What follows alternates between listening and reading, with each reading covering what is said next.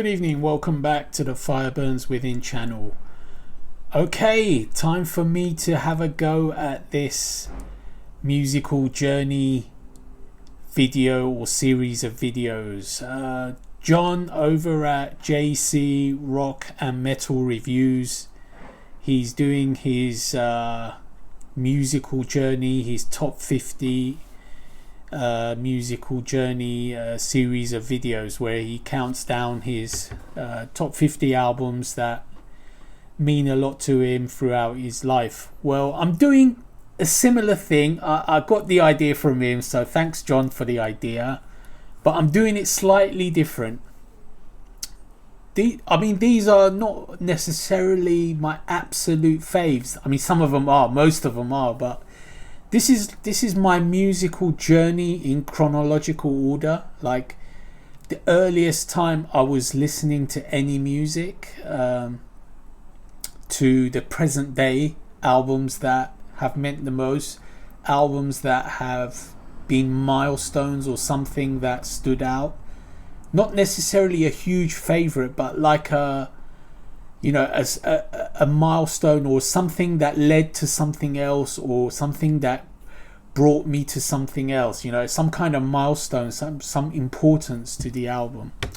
So this is going way back to when I actually really started listening to music or showing an interest in music. So we're going to go way back and we're just going to go chronologically forward to the present day, picking out albums. It's still 50 albums, but it's not in order of preference or countdown from 50 to 1. It's from time order till now, and I'm gonna do this in 10-minute block videos. So I'm gonna keep an eye on the time and do 10 minutes and then stop there, call that part 1, and then so on in part 2.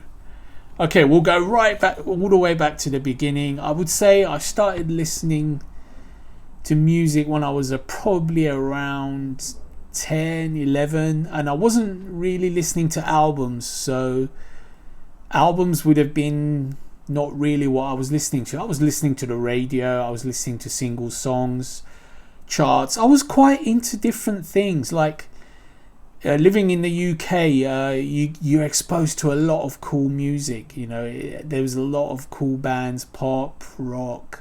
I wasn't so much into rock, that became much later, but anyway, the first real album that I bought was this one. It's The Police, Ghost in the Machine. I bought this on cassette. This was literally the first real full album I bought. I was quite intrigued with The Police. I really loved them. I mean, I heard their singles I heard a lot in the charts, all their big singles, Message in a Bottle, what's the other one? All the huge singles from The Police, that they released. I was a fan of them, and then finally I got this album. This was the first real album I got, a cassette.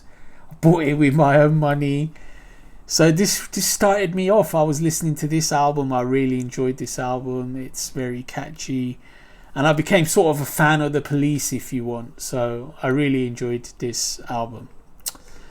Next thing I want to talk about, next thing I really remember, I bought the vinyl of Michael Jackson's Thriller. I mean, it was huge. This is 1982, a year after Police in 1981. I should mention The Police was 81, Ghost in the Machine. 82, Thriller came out.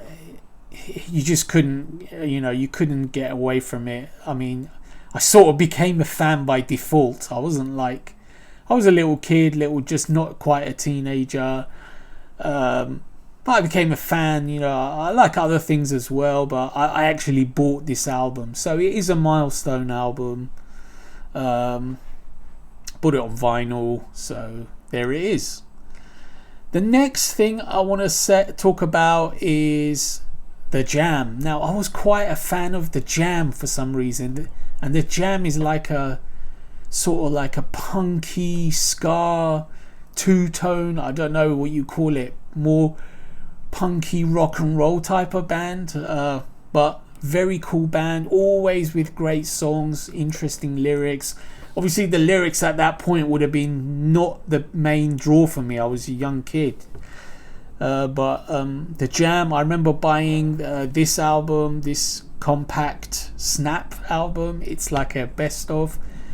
I bought this on cassette in 1984. It had all their big hits on it. I used to wear this one out. I used to love the Jam. I mean, so many cool songs. Eton Rifles, so many cool songs. That's Entertainment, Going Underground, Down in the Tube Station at Midnight. I mean, there's just so many.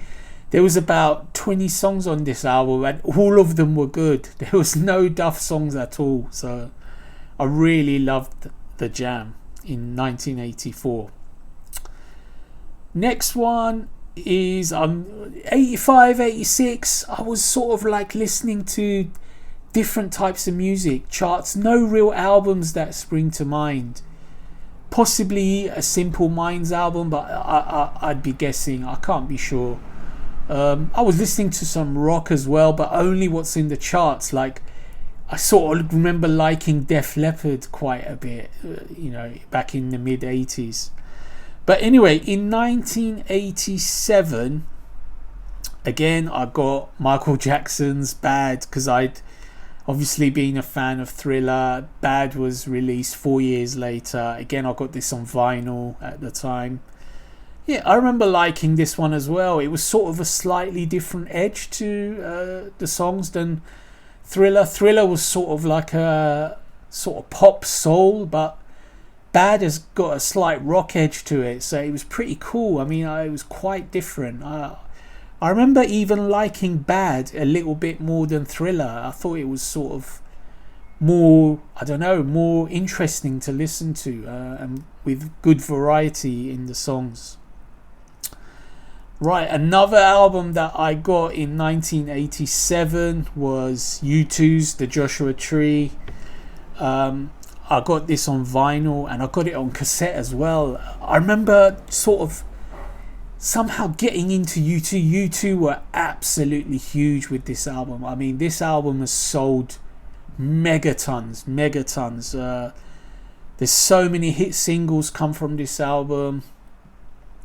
Where the Streets Have No Name is the biggest one probably, and a few other ones, the names escape me, but The Joshua Tree, I wore this album out. I don't know, I just really got into it. It was sort of moody, it's sort of sometimes rocking, sometimes it's sort of melancholic. I got into Bono's vocals. I mean, I don't know, he's sort of maligned as a vocalist. He's like seen, he's seen as a bit of a whiny, he's got a whiny tone to his voice, which I can also hear nowadays. But U2, I don't know, I just got into this album a lot. So it was a big album for me in 87, and in those days we used to play albums over and over. It's not like nowadays where you play even a favorite of yours, you'll play like 2, 3, 4, 5, 6, 7 times, but after that you almost move on. I mean, you will go back to it eventually, but not like in them days where you used to wear things out completely. Okay, right, the next album which I got, which is a different one again, in 1988, is quite a famous band. It's Gypsy Kings' self-titled album. Gypsy Kings are obviously the flamenco playing, I think they're from Corsica, which is part of France, but obviously with strong Spanish roots. But I really got into this album. I don't know what it was about it. I mean, it wasn't my normal listening, but I just suddenly got into this flamenco guitar and this sort of upbeat, jolly playing, and the Spanish vocals, and just the vibe of the album. I remember playing this album a lot in 1988, so I had to bring it into this list. Okay, one more album I'll talk about in this part 1, because I'm coming up to the 10-minute marker. It's 88 was Gypsy Kings. 89 I've got Nothing much to say. I was listening to whatever was in the charts. I haven't got to rock yet, rock and metal, but I'm getting there. I'm slowly listening to it. But in 1990, Depeche Mode released Violator, which is definitely my favorite Depeche Mode album. I mean, I really liked Depeche Mode beforehand as well. I had a few of their albums. They were cool, but Violator is the one. It's sort of got a very dry, clean production. It's got some great songs, very memorable tunes, very catchy vocals from Dave Garn, I think the singer's name is. You know, it's got synthesizer.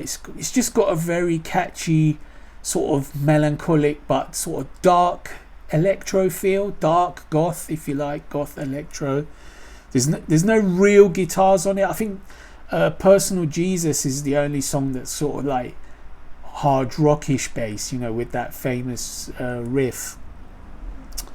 But yeah, so in 1990, Personal Jesus was